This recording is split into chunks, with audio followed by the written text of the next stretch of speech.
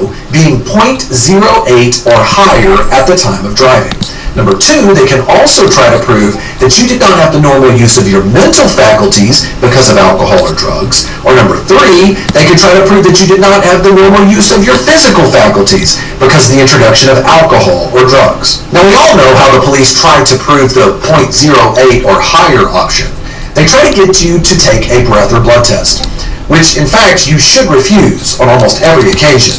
And if you do refuse it, they're now going to likely go get a warrant from a judge forcing you to provide a blood draw. But what about the other 2 ways that police can try to rely upon convicting you for driving while intoxicated? Now, cops are trained that they must gather as much evidence as possible to be able to place in what's known as a search warrant affidavit to get a judge to sign off on it so that they can force a blood draw from you.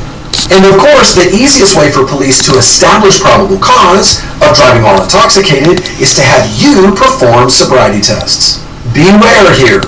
Cops are trained to use very conversational language to say, oh, okay, looks like you might have had a few drinks today. Let's get out of the car for a few moments, and I just want to check you for a moment to make sure you're good to go on your way. What are they doing here? They are specifically trained to make you feel comfortable to get out of the car and take tests to prove that you are not drunk. The problem with this? These tests they are going to ask you to perform are actually designed where even the average non-intoxicated person will likely fail them. Now, before I jump into the sobriety test, I want you to understand the legal standard here.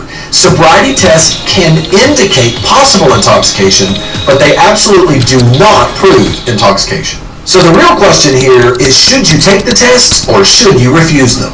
Before we answer this question, let's take a look at the actual tests themselves. After all, if you're going to submit to taking these tests, you want to make sure that the police are going to actually let you go if you pass them, right? The reason I said it's a trick when cops claim that these are quick tests you can take and you'll be quickly on your way home is because in reality, most police officers know that if you submit to these tests, it's actually going to be a quick arrest and a quick ride to jail. Why? Because 2 out of the 3 of these tests are actually physical tests. And the average person, sober, non-intoxicated person, is likely to fail those tests. Think about it for a second. If you perform physical tests on the side of the road and you are not naturally coordinated, is there a pretty good chance you might fail? What if you happen to have a physical disability? What if you're standing there realizing your future, your freedom is on the line, and cars are just whizzing by you, one after another, and now you start panicking? Is it possible you might not perform as you normally would? And here's a critical point to remember. How you are actually graded on your performance on these tests is based upon the subjective opinion of that police officer. And police officers can be wrong. They can be very wrong.